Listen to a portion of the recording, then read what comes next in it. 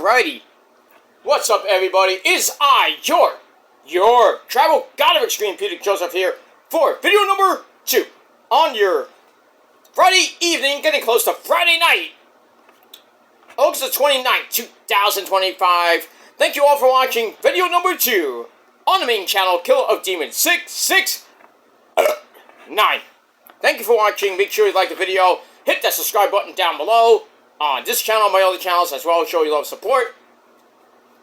And follow me on social media, Facebook, Twitter, and Instagram. Share the video all over the internet, like I said before. And don't forget to tap that bell, turn on all notifications so you don't miss anything.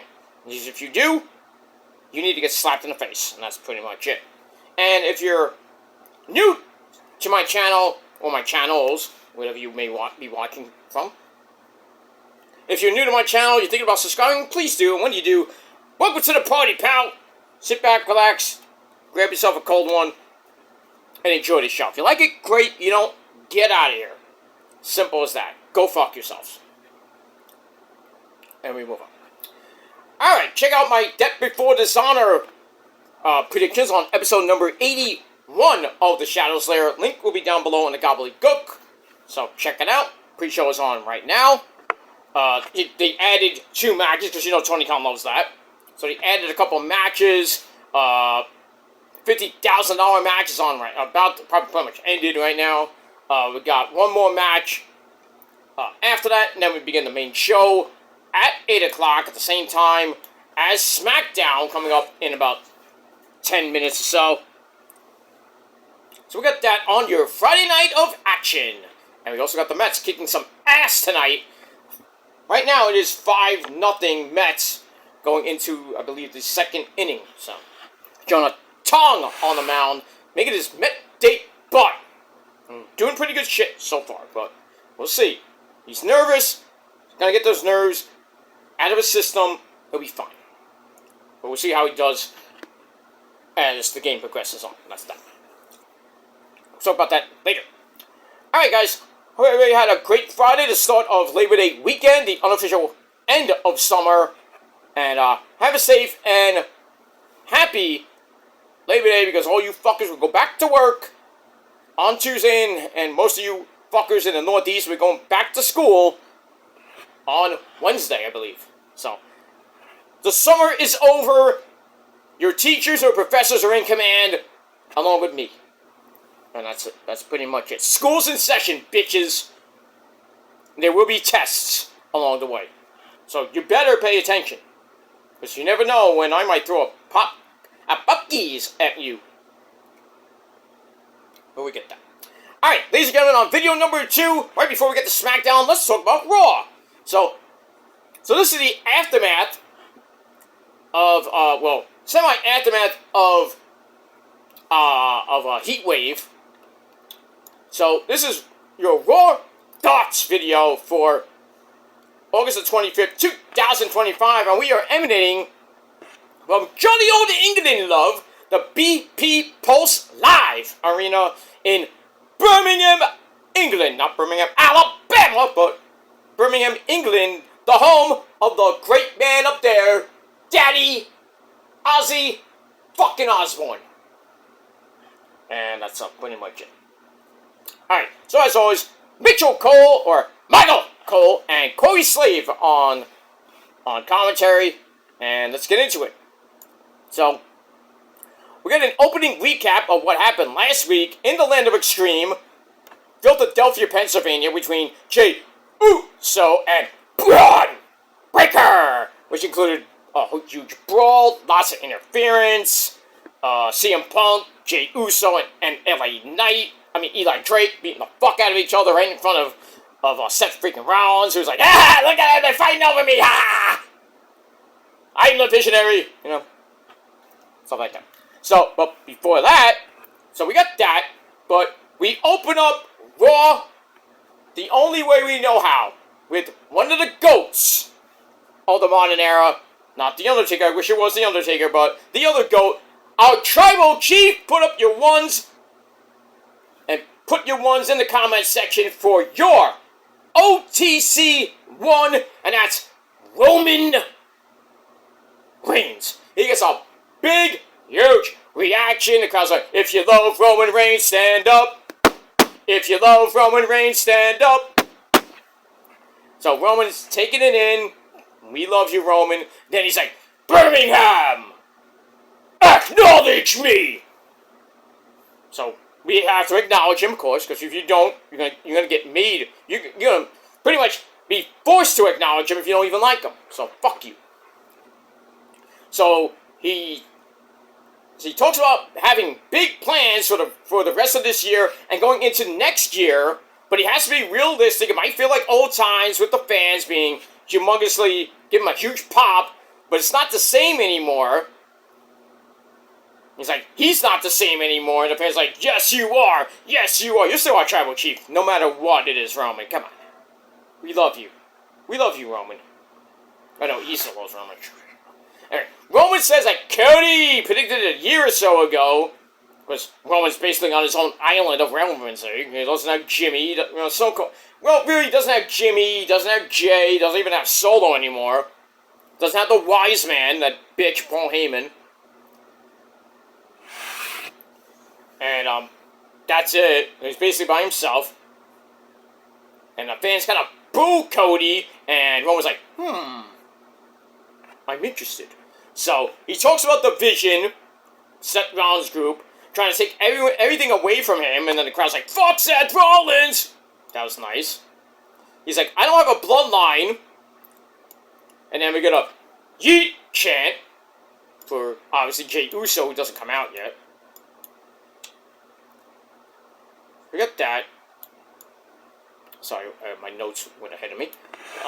So anyway. Alright, so we get the fuck Seth Rollins chant. He gets the yeet chant, and he's extremely proud of Jay, who's done everything he has, including his title shot in Paris against Seth Rollins, Punk, and Eli. Roman's like, my time will come. Soon, hopefully.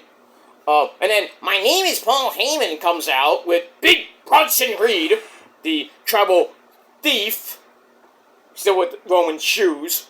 They come out, they start mocking Roman, and Paul's like, I was your wise man 5 years ago this week. And, they go, and then fans are like, Roman Reigns! Roman Reigns! And Heyman turns that into a Bronson Reed. Nobody cares. And then, basically, the wise man says Bronson is going to beat some respect into Roman, who doesn't seem to agree. Bronson talks about how Roman may be college educated, but he needs a history lesson. So he talks about how Roman's tribe is civilized, but his isn't. Roman paid for his tattoos while I earned my tattoos. I'm going to talk about tattoos now. Bronson is the Samoan that Roman's family warned him about. And then Roman's like, wait a minute, you're Samoan? That means your ass belongs to me! And then he tells Paul, he's like, oh, I'm gonna whip your ass after I kick his ass, basically. So then, they go to ringside, Roman's like, well, I'm gonna come over there and kick your ass. So security comes out, they try to break it up, where he don't do shit. And eventually they brawl to the back as we go to break, and then later on, we see Braun Breaker going into the, walking in the back with Paul Heyman. He gets Superman punched to death by Roman. Roman attacks Braun Breaker, and then Bronson Reed tries to get involved. He gets his ass handed to him again, and then the security guards come out and they basically take Roman out of there. And then Adam Pearce comes out and says, "Hey, you got a match? Now get out there." "Oh, I got a match?" Alright, we got that. So that was a great opening segment with Roman and Paul E. and Paul Heyman and Bronson Reed. Pretty good segment. Alright, the Judgment Day is looking for Dominic Guerrero, they say, who pretty much he's in the background at the start of the shot, but they don't even notice him. Like, oh, there's Dom, who's talking to El Grande Germanicano, that's Ludwig Spears, and is trying to talk to him, and Dom's like, "Oh, I'll catch up with you later." And then Finn Balor basically says, "We got things to discuss, the issues, if you will." And we get that. Alright, then we get to Dragon Lee taking on JD McDunkfuck with Finn Balor, his tag team partner, and one half of the tag team champions. So he takes on Dragon Lee. It was a pretty match. Dom Dom comes out. And I think Dragon Lee does the top rope Alberto Del Rio trio, whoa, double stomp, and then Dom Dom comes out, and then out of the crowd, the so-called phenomenal AJ Big Hair Styles jumps Dom Dom at ringside, which surprisingly the referee didn't like kick him out or get distracted, which kind of did. But anyway, Dragon Lee hits Operation Dragon on JD McDunkfuck, and Dragon Lee gets the win, and that's it. And then later, Finn is a little bit pissed at Dom, and Dom's like, "Well, why don't you handle AJ Styles? You're his friend and everything. You're longtime friends." And then Finn's like, "That's a pretty good idea, Dom." So we got that. Alright, Eli likes the idea of working with Punk to take out Seth freaking Rollins, but it's all about Punky Brewster getting the title back. It's Feast of Famine, and the rashes are kind of limited, and only Eli is going to be well-fed, and he's going to be facing Braun Breaker later on, who's going to get knocked back to factory settings. Damn. Okay, Eli. I like that little line, but okay, we got that. Alright, moving on. Alright, then we hear from Alexander Rusev. Rusev smashed on a pussy! Yeah! Alright, he's all ready to hurt Sheamus, fella, in that good old-fashioned Donnybrook match coming up Sunday afternoon. And by the way, Big Pete Alonso with a big, meaty stick. 2-1 shot. So it's 7-0 Mets. They're pretty much running away with this one so far, but you never know. When Mets had a 7-0 lead and blew that, remember, in Milwaukee, which means the good land. So, see what happens with that, and we move on. So that's that. Alright, so Rusev's all ready to beat the fuck out of Sheamus. It's going to be a slobber knocker in Paris this Sunday. We got that.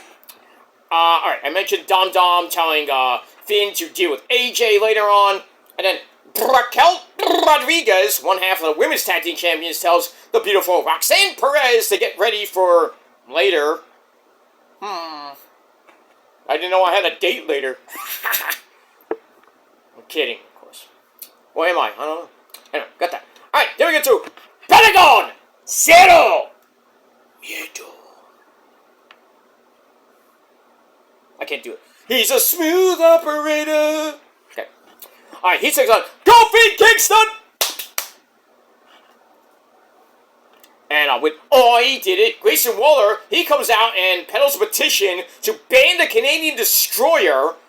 And freaking Corey Graves signs on the dotted line. Michael was like, no, I'm not interested. But in any case, Xavier Woods offers a distraction because he has his neck in a brace. Obviously, he does have I think he does have a legit broken neck, but, I mean... Anyway, he offers a distraction which leads to Kofi Kingston hitting Trouble in Paradise for the win, and that sucks. But it is what it is. So, the New Day and Grayson get a little bit of revenge on Pentagon. Nobody cared. We get that. Alright, then we get a video for EO, my third amazingly hot Asian wife's little issues with Mommy Rhea Ripley, and my first and second amazingly hot Asian wives, that's Asuka and Kairi.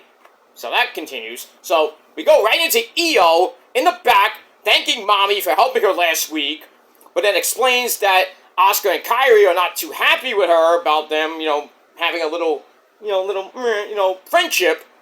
And EO thinks the two of them should just go their separate ways. Where's Journey when I need him? So Mommy understands that, says it's okay. EO appreciates that, they hug, and then we see Asuka and Kairi in the back, and Asuka's pissed! Oh boy. We'll get to that in a little bit. As SmackDown starting, it is, it was taped from Lyon, France, and then we see the MFTs coming down the escalator, I guess, of the arena. We have Solo Miboki, the United States champion, with JC Mateo, Hikuleo, and Tamatanga. We got a United States title match with Solo taking on Sami Uso, or Sami Zayn, Sami Lane, whatever you want to call him. Cabbage Patch Kid, I don't care what you call him. And out of the elevator comes Babucho! Drew McIntyre on his phone. Probably talking to Issa's mom. Probably, I don't know, but... Anyway. We're going to hear from him tonight, possibly having a match with Randy Orton on Sunday afternoon. But we'll see what happens with that. Alright, we go to ringside. Different commentary this week. It's, no Joe Tessitore. It's Michael Cole and Bad News Reed Bennett. And Michael Cole, I'm afraid I got some bad news for you. You gotta sit next to me. Oh, poor Michael Cole. But he's happy. It feels like Raw again. But I digress. Alright, so then we get a recap of Raw, speaking of, with John Cena in his final appearance in Birmingham, England. And the whole thing with Logan Paul, where he basically ate him and basically roasted him in the ring. And then afterwards, as he's leaving the arena, Logan Paul knocked him out right in front of Nicholas Aldis. So we'll see what happens with that situation maybe tonight. But that match is on Sunday. I don't know if that's the main event. Probably will be the main event, unless it's one of the title matches. But Roman should be last, but he has to take a backseat to Cena, right? Come on! We get that. Alright, so Io is pissed sorry. Asuka's mad at Io for hugging Mommy. Still, that situation goes on. We'll get to more of that later. We got a video on Naomi's pregnancy last week, so congrats to Naomi and Jimmy Uso. Forgot to pull out that too. Look at that. And then Adam Pearce talks to La Primera Stephanie Vacour ese, pero she's told that there is that she's still the #1 contender, but the match for the vacant Raw Women's title is not happening in Paris. So the title is now vacant, and she still will get her match. And Adam Pearce is like, well, I'll come back in a week and I'll let you know who you will be facing for that vacant title. Stephanie's like, I'm not happy about it, but I understand the situation. No, she's pissed. She's pissed. We get that. She's pretty much pissed off about that. And we get that. Alright, after that, we get to The Man! Becky Lynch and her promo where she disses Nikki Bella. The crowd basically gets on her case, and then she says that line about Ozzy. Says, the greatest thing in Birmingham died a month ago, which was not clear by the Osbournes, not clear by WWE. That was on Becky's own accord. And we all know what happened with Kelly calling Becky a dumb bitch, basically, a cunt, whatever you want to call it. I don't know if there was a public apology, or there will be on Monday, because it's in Paris on Monday, so I don't know what's going to happen. I haven't heard anything from the WWE side. I assume Kelly and Sharon and Jack, Amy, and the rest of the Osbourne clan pretty much want an apology. I think the fans want one too, because that was really out of bad taste. And if Becky does not publicly apologize, which I think she should publicly apologize to Ozzy and the family and the fans, if she doesn't, fuck her, and she should get stripped of the title. But you know she won't. She won't lose to Nikki on Sunday. She's not going to lose to Nikki. God forbid, you know? But as punishment for saying that line, you're going to lose to Nikki. You know, Becky's like, I don't want to do it. I'm like, alright, you want to leave? Get out of here. Fuck you. Go to AEW, be with Mercedes and Bayley, who's probably going to be on the way out too. Because you know the 4 horsewomen are probably going to somehow get together somehow in AEW. Alright, Logan Small is here to bore us half to death, and the French crowd half to death. Drinking that garbage Prime. We drink real shit here. Pepsi. The drink of champions. We don't drink basically salt water, which is ugh. Anyway, so Nikki comes out, says, you're cheap, you're a cheater, and you're also another C word, and Becky's like, oh. And then Nikki's like, you're a coward. And then Becky basically says, oh, that isn't as worse as the other C word you were gonna say. Basically, she's gonna call her a cunt. And then that's it. And then they basically have a brawl. Nikki wins the brawl. So we'll see what happens Sunday. But like I said, Becky really lost my respect with that Aussie line. It was just too soon. If this was like a year from next year, at this time next year, I would go with it because it's a year since. And then they would clear it with Ozzy's family. They would clear it with WWE. I think everything would be okay. Then Becky, as being the heel that she is, could say that. But she just went off script and didn't give a fuck. And now WWE looks stupid. They have egg on their face. The Osbournes are all basically Hall of Famers. Well, Ozzy is, obviously. Ozzy's a Hall of Famer. Sadly, he passed away a month ago. And Becky says this line, which didn't get cleared by Kelly or Sharon or Jack. Said it anyway, and now WWE has egg on their face. And Becky's going to have to apologize even if she doesn't want to. Or face consequences. Fine her a lot of money. If she doesn't want to do it, fine her a lot of money. $50,000 at most. So look at that. Logan Paul goes screaming in the ring, shut up! You overhyped garbage podcaster. And you say, oh, I won this the ESPN 1.6 million. Fuck, you did not. Shut up. Roman did that by himself. But I digress. Alright, moving on.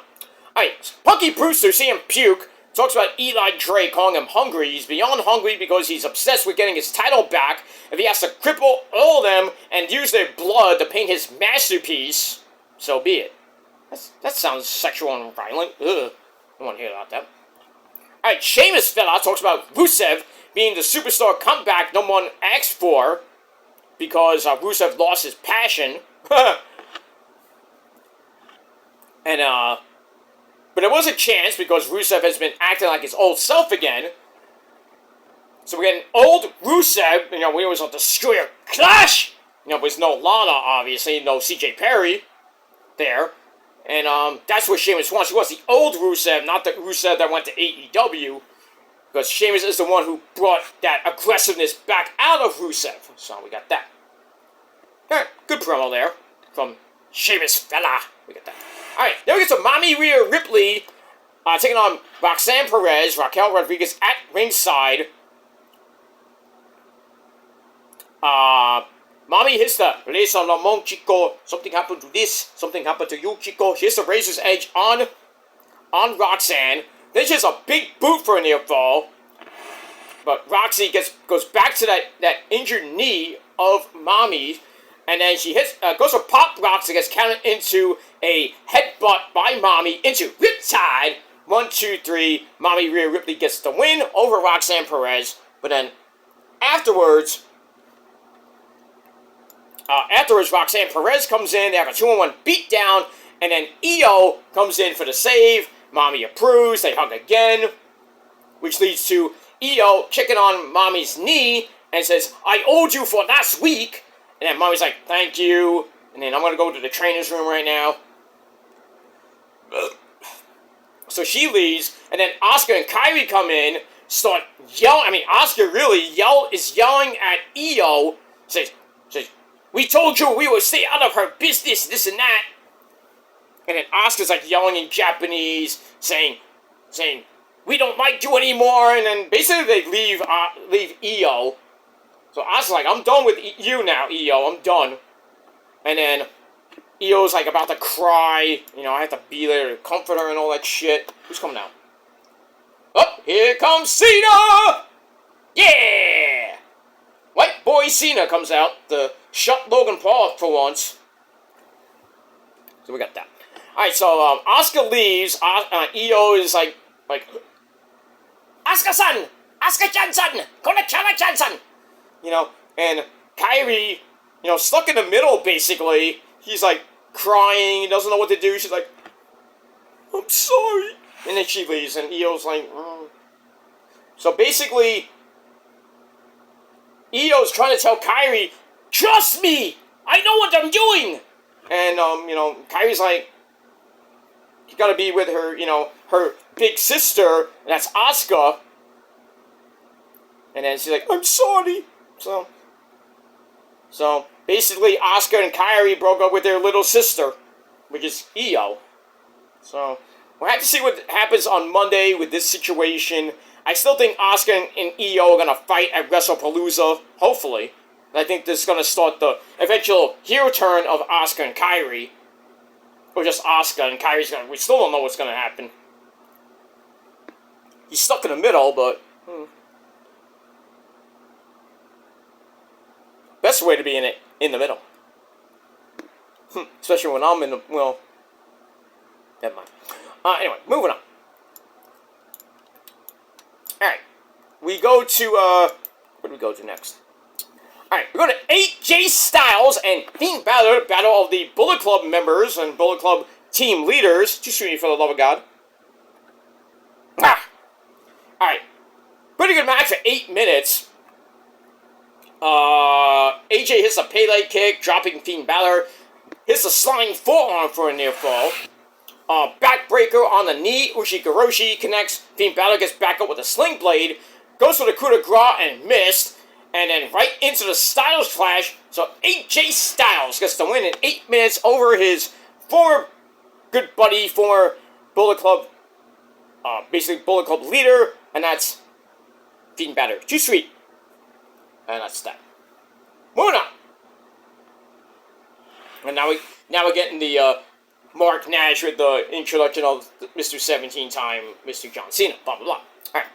Jey Uso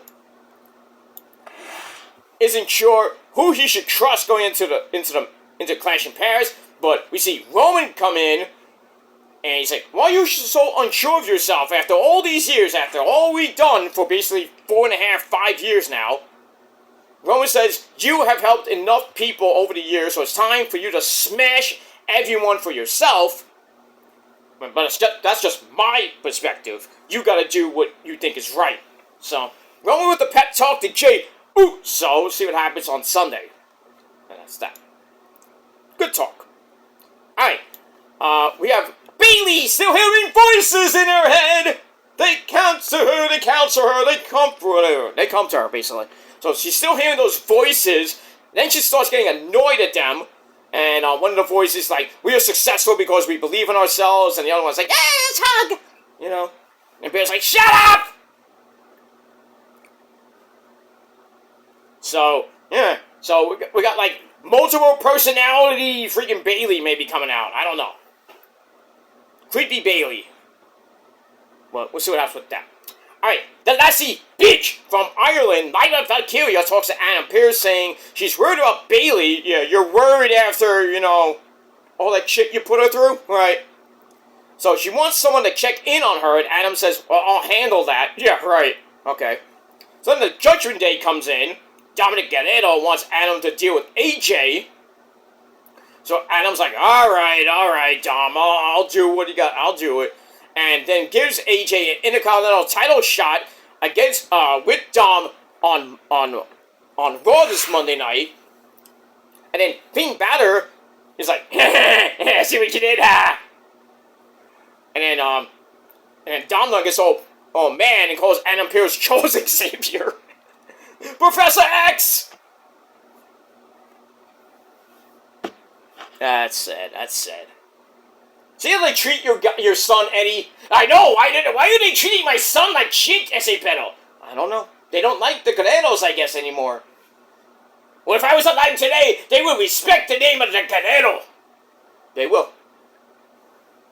And Dom will beat AJ on Monday, hopefully. He will, don't let me. Okay, I'll go with that.